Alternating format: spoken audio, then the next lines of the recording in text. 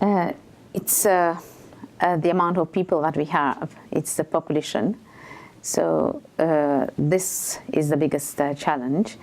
By 2030, there will be about 1 billion new residents in the cities, and the rate will keep on growing. And as is recorded in history, it has never happened before. So this is the great challenge that we will have to face, and we need the infrastructure, which at the moment is not sufficient. So a lot of work has to be done on this. We need to provide the basic services and work. And the basic services is very important because it can lead to good health or disasters, diseases. So we have to build on that first, because if we don't, then you don't have the proper manpower. And it is also very, very linked. And poverty surrounds it.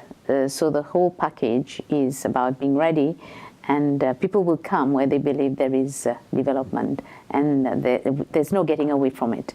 Because with human beings, it's about surviving, and survival is working, and so it will be the responsibility of any responsible government, local authority, to try its utmost capacity to provide what is necessary in order to have the manpower, because without the manpower, you can't progress, you can't grow, you can't develop.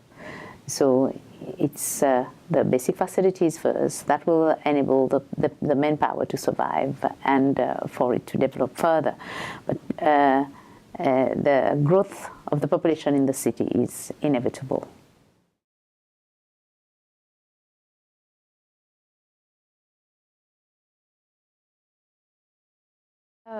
Our city is, I would say, probably completely different from areas where you have a huge population. I always give the example of the whole population of Seychelles is, at the moment, we count it at 90,000. That's inclusive of expatriates, because we have quite a large amount. This is again, when we say large amount, I'm talking about 12,000. And for other countries, you'll probably have a good laugh when I say 12,000. So our population is like 78,000. And the comparison that I give for people to have the concept is, you have some stadiums, some football stadium that can hold all our population, and there are actually extra seats available. So when we talk about urbanization in Seychelles, compared to other places, it's a completely different concept. In Seychelles, people don't really move to the city because they reach the city within 30, 45 minutes. So they would stay where they live. But however, our concern for us is space. Where you look, you see land on the continent. For people on the island, where we look, we see ocean. And yes, the oceans carry a lot of riches, but somehow, for the time being, we do not have the technology to allow us to survive on it. So this is a great challenge for us. And because there again, we have to build to prepare for the growth of the population. And where do we build? In Seychelles, we have reclaimed. We've done a lot of land reclamation, and it is somewhat of an answer, but it will not be so very, very long term, and it is also a very costly answer to it, because when you reclaim, it costs a lot, and then when you build houses for people to stay, which means you're not generating much funds. It's not like renting out for businesses. So these are the type of challenges that we face, but we just have to deal with it. And what's important is to prevent, because at the moment we're still lucky, we do not have slum dwellers, because we've managed to be in the forefront and get the houses ready to accommodate people when they come around. And then our birth rate as well has been stable for the last nearly 15, 20 years. It's been stable, so it's easy to forecast.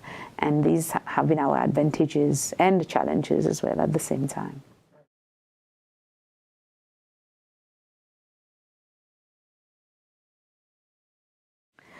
I think there is a lot that UN can do, and with regards to climate change, for example, because there again it is linked to urbanization. Because if the land is not habitable, then where do you go? And it causes urbanization. So if I may speak for the small islands and then the south, there's been, there we go again to environment.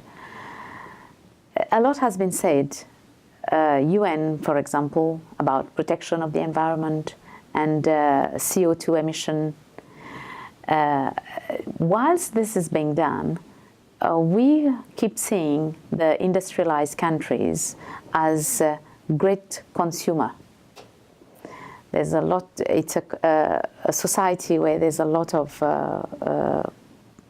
consumption, and then if you look at the other side of it is wastage. There's also a lot of wastage. They're talking to us about, you should not be cutting down trees. And yes, I fully support.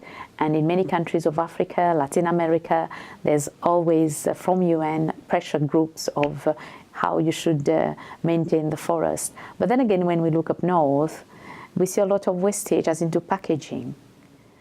It's, I feel sad when I've just been mentioning that earlier on, when you buy a dress or a shirt, the amount of packaging that goes into it, the amount of plastic, and plastic is not biodegradable, it will take years.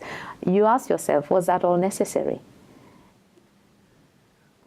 And so if UN were to apply pressure and that sort as well, because I believe the developing countries, the continent of Africa, we try to do as much as possible. In fact, if you look at the greens of the world these days, they are from the south. And so it's like we are protecting the north. And fine, maybe in their time it was not issues that they were sensitive to, but we will also would like to raise the awareness of the unnecessary. I repeat, I put emphasis on the unnecessary wastage. There are certain things that, yes, you just cannot control, but there are those that are just, consumer society, you just keep on revolving and you waste.